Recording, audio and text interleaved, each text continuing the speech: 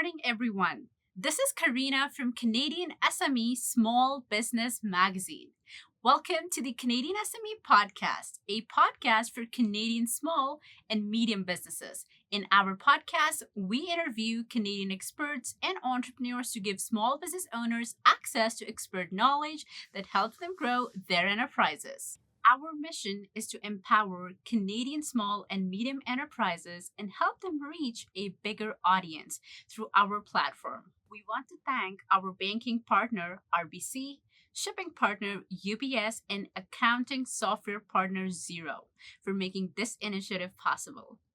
EQPME's goal is to help millions of entrepreneurs and businesses create a new revenue stream while operating their businesses within their communities. Ladies and gentlemen, today we are talking with Stephan Peralta, the founder and chief product officer of EQPME. Stephan is a respected figure in the e-commerce industry, known for his expertise in high-quality design and e-commerce growth fundamentals. Stephan was the owner and founder of So We Creative, an industry-leading e-commerce agency that built out some of Shopify's largest accounts, including Nestle, Unilever, and many more. Stephan is not only a vetted entrepreneur, but also an educator in the e-commerce space. He has trained students from Humber College, Canada's largest college, at in-person events, conferences, and has shared his knowledge through Shopify's YouTube channel as well. Hi, Stephan. How are you today? Doing well. And yourself? I'm good. Thank you for asking. We are so pleased to have you here at our studio today. Oh, the pleasure is all mine. Just looking at your organization and having an understanding that, there's publications out there to empower small, medium businesses to continuously grow. It's something that I'm very passionate about myself. So I'm very proud to be here today with you. Thank you. Now, Stephan, you've established yourself as an industry leader and a true visionary, which no doubt EQPME is a significant part of. We'd love to know, what inspired the establishment of EQPME Marketplace? How has your journey been? How has your experience dealing with Fortune 500 firms been? And how have you used that knowledge to develop a marketplace and rental platform for companies that rent out heavy machinery for construction?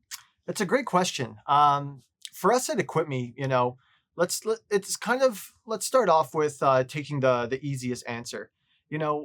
Being someone who focuses very heavily in the technology space, it's all about identifying all these different industries and seeing how technology is kind of servicing multiple industries.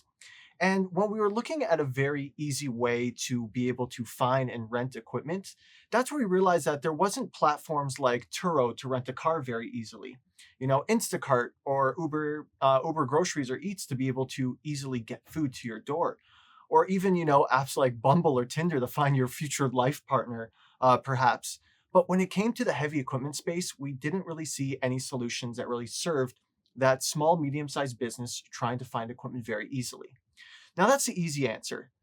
How do we actually start in terms of building out that company is definitely a lot to discuss. But the Coles notes is I sat down with my other partners. My other partners have a very large background in the construction space. And they, from years of experience, identified a problem of saying, it's not easy to find heavy equipment. And when I can find heavy equipment, there's a lack of transparency when it comes to things like pricing and other types of variables that allow businesses to actually make a decision on renting a pretty expensive piece of equipment. Now, when we all sat together, we all realized that, okay, let's take an opportunity to actually start building out a marketplace and building that hyper-local to start off with here in Ontario, luckily Canada's largest province. And that's kind of where we started, starting interviewing people, started understanding more fundamental problems that we could potentially find solutions for. And, after a ton of interviewing, a ton of understanding where that market, the existing market is currently and where it could be, that's where we realized, okay, there is an opportunity to develop a technology platform to allow small, medium-sized construction businesses to easily acquire construction equipment. To your question about working with Fortune 500 companies, Now, the biggest difference that I always identify with a small business or medium business with an enterprise level Fortune 500 company is a small and medium sized businesses. They're very cash flow. How do I say this? Cash flow is something that a small and medium sized business prioritizes as one of their top priorities versus a Fortune 500 company where they're more focused on certain automations that makes their business more efficient for the long run. We realize that eventually small, medium-sized businesses, a portion of them will get to that eventuality where they will become a very large business. But by the time they grow to becoming a very large business, they didn't really put those focuses into processes and systems to have in place. And that's why when we decided to build EquipMe, we decided to, give small businesses the automation and the efficiency tools that they need right now in order to get to a point where they're very large and they already have those existing systems in place instead of, maybe taking rental opportunities on a whiteboard or, using very traditional practices. So hopefully that kind of answers your questions. But yeah, small businesses care about bottom line. Fortune 500 companies care about automation and good systems. Why not be able to whip up a platform that gives these construction small, medium businesses an opportunity to have those systems in place and focus on bottom line as well? Right. Now, I have to say that I love how practical the thought process was when you started Thank you. or, initiated this idea. And the way how you guys brainstormed and researched kind of gives our futurepreneurs a Yes. very, big picture in terms of how to start, what to start. Yeah. Love that.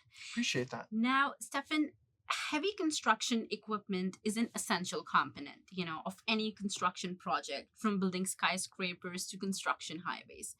However, the vast majority of heavy construction equipment has huge overhead Well said. costs. Now, how does EquipMe helps in addressing this issue? That's a great question. And you're 100% right. Like a lot of small businesses will come to us and they'll say, hey, I'm looking to start a heavy construction equipment business. And I love hearing that because one, the construction industry, it's the backbone of the economy. So it's a very safe industry to get into in that sense in comparison to other industries. But when it comes to these businesses, you're 100% right. There's a lot of overhead, especially with the initial capital to get started. It makes it a little bit tricky for new businesses to get started. So the great thing about EquipMe is we are a very transparent company and our data, we're happy to share that data, especially with small businesses. Something as simple to say is, okay, you want to maybe purchase a machine, but that machine might be, an easy number, $100,000 to purchase. If you come to us at EquipMe, we'll be able to say using our existing data, okay, you're based in this target market based off of other companies we've dealt with in the past, and we're continuously growing. This is the type of rental opportunities that we can give to you, and this is the type of funds that we can secure for your rentals. So businesses, small, medium construction businesses can get peace of mind, whether it's they want to start or maybe expand to new areas. So by providing that data and giving them reassurance from previous rental years, it gives businesses a very, very it's very reassuring for those businesses to get started. And I use that number of 100,000 in the beginning. But the reality is businesses don't have to necessarily pay a lump sum of money to be able to acquire equipment. They could purchase equipment and finance it over the time. So that 100,000 piece of equipment could be maybe call it $3,000-4,000 a month over time. And if you come to us at EquipMe and we can back you up with some really good rental data saying this is how much opportunity we can give you, and let's just say we can give you $5,000 worth of opportunity, you have 3-4,000 worth of overhead for that piece of equipment you just purchased. It gives people, like I said, that reassurance.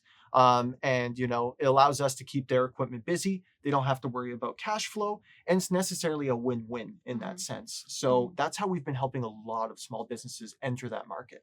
Amazing. Yeah. And well said. So, can we conclude that by understanding and managing the costs associated with the heavy equipment, the construction equipments, companies can improve their operational efficiency and achieve greater success in their construction projects? You nailed it. We talked a little bit about, specifically just finances, but on the operation side, our system gives, these construction companies all of the tools and systems in place for them to run a successful rental business. So, as I mentioned, small businesses care a lot about the finances, especially in the beginning. So we got them covered there. But with the operations, as you mentioned, 100%. We have the tool sets from, something as simple as having a customer CRM to see who are all of your customers, how many rentals have they done in the past, even our analytics dashboard for small businesses that don't really think much about data. We can say, hey, what is your most rented piece of equipment? Who is your most popular customer? How is bottom line look over, certain seasons over the year? This is such crucial information that we provide at such an affordable entry for them. It makes me really excited talking about it because it just reminds me of all of these small companies we've helped empower and where they are now, where they're in that medium-sized space and continuously going to grow. So sorry if I rambled on. I get really excited about this kind of stuff. Not at all, not at all. Yeah. But I have to say that I agree with you with the point that you just mentioned about numbers and analytics. Yeah. Because a lot of businesses do not focus on that, and they assume that what they have to focus on is just creating a good quality product. Yes. But not knowing which product or which service is working, you cannot grow. Beautifully said, 100%. Now, in this rapidly evolving digital landscape, e-commerce solutions are becoming increasingly essential for businesses looking to thrive in the competitive marketplace.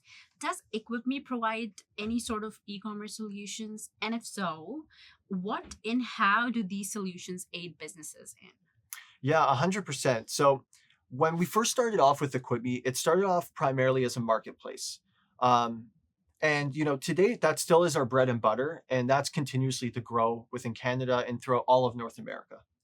But what we started researching is, and this is what I always recommend to businesses, you're stuck in a vertical, you're stuck in an industry, but try to get out of kind of that point of view and starting to see what other industries are doing. And as a marketplace, we always ask ourselves, what does the evolution of our technology look like? If we look at a company like Etsy, one of the largest marketplaces for craft goods, and so on, they actually evolved into an e-commerce platform by allowing their vendors to, of course, thrive in the marketplace, but also give them something called an Etsy shop. And that's just a branded e-commerce page where people can go ahead and purchase those items they would typically do on the marketplace, but on a branded e-commerce experiences where they can learn more about the brand, learn more about the crucial messaging that brand's trying to put out there. I always say, you could have the world's best product, but if you don't have a story behind that product, how are you going to convince people selling, they're probably selling an identical, if not very close, similar product, and I can ramble all about that, but that messaging is so crucial.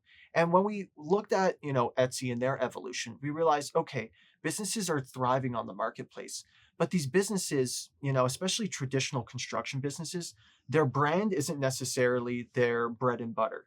And we're trying to, with our e-commerce solutions, take a marketplace and allow these businesses to actually develop their own online store, but also leverage those products on their store to also be able to get purchased on the marketplace as well.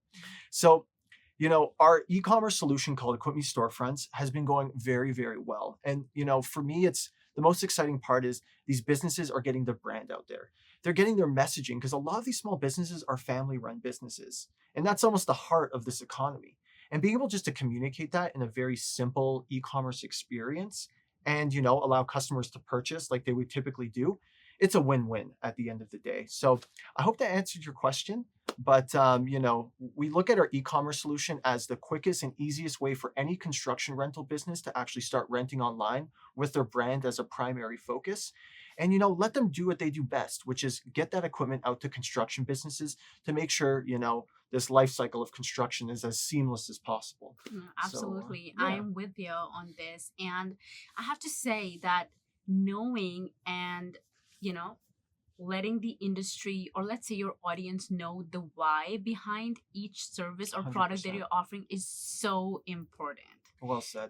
Without a story, I don't even wear clothes without a why. Let me tell you this thing. If I am feeling energetic, if I have to, grab some deal, if I have some deals to break, if I have a meeting, I have to dress a certain way. So that why has to generate or come out of my thought process or my daily schedule. 100%. So if you do not know the why of your business or your product, it won't reach the audience. Well said. Right? Because at the end of the day, us as humans, we all share very similar mindsets, very similar problems and wins along the way.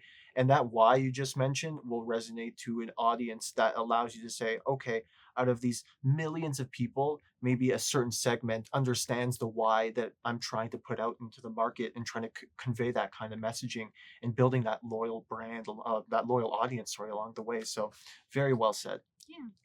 So, guys, be sure to not miss out these e-commerce solution packages available only at equipme.com.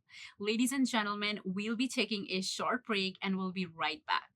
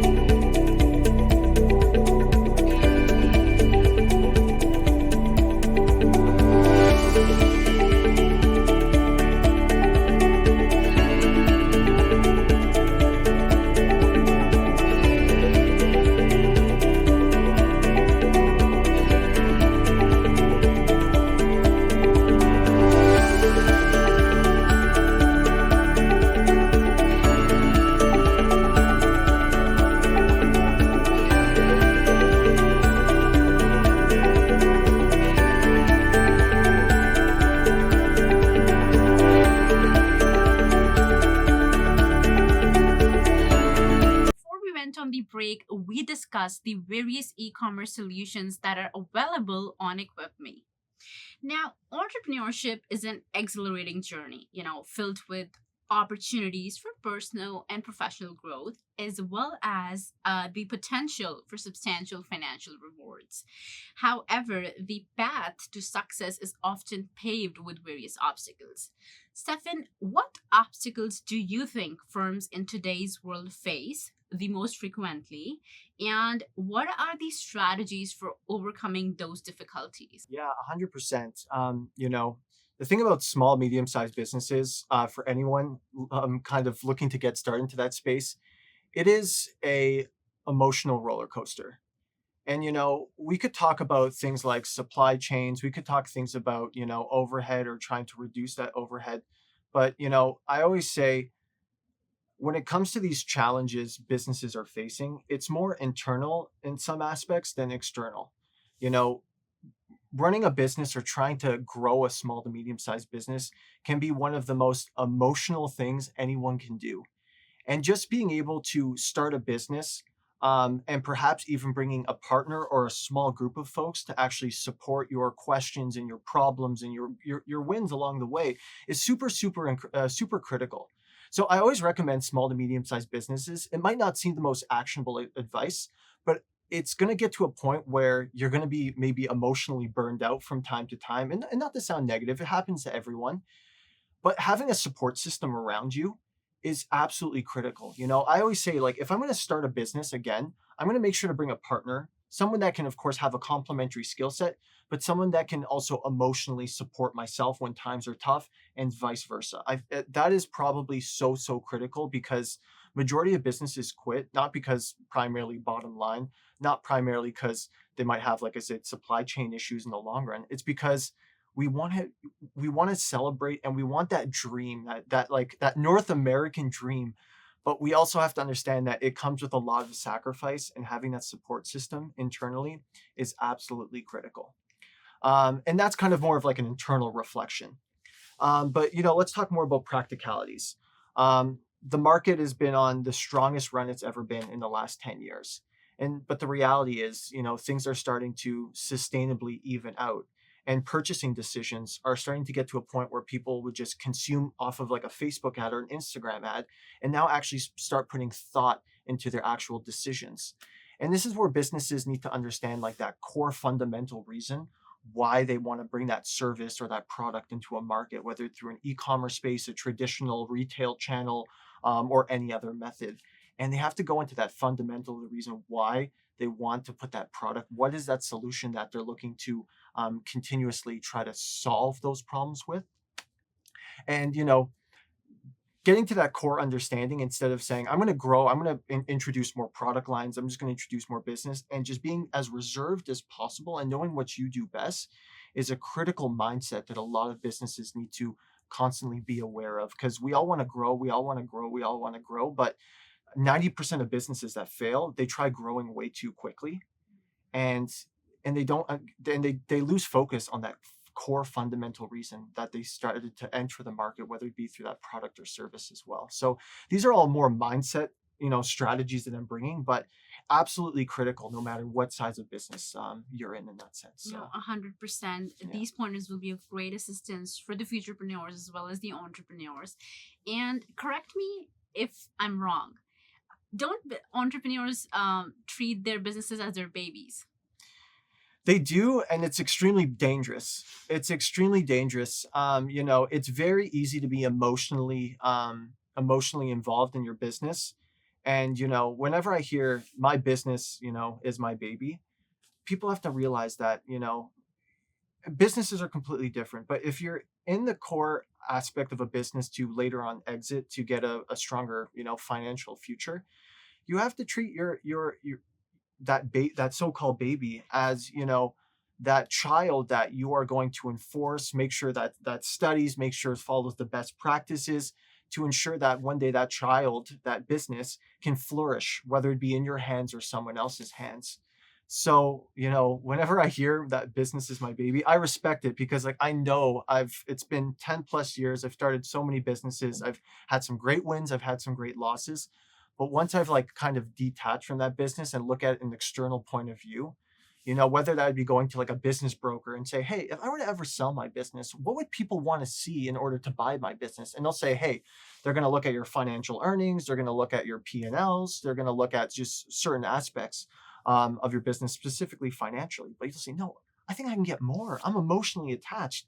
But when people realize that they can step away from that business and look at it through an external view, that's the way it needs to be done at the end of the day. And, if you're running a online business and you're offering a service, that's where it gets tricky, because let's just say you have a service-based construction business. The humans in that business are the business. If you're going to be starting a product or selling a product or a brand, that's a different story. There's different ways you can exit those, and it's a lot easier to exit a product brand because someone can take it over and start running it to a manner they think is the most efficient. So I know I rambled a lot, but whenever I hear my business is my baby, I know what it's like. Just try to step away from that mindset and start, calling, like I said, business brokerages. What we did is we would even call Deloitte in early days and say, hey, my name is Stephan. You've never heard of me. You probably will never hear of me. But if you could just take 2 minutes of your time, what would you want to see if you guys were to acquire a business down the road?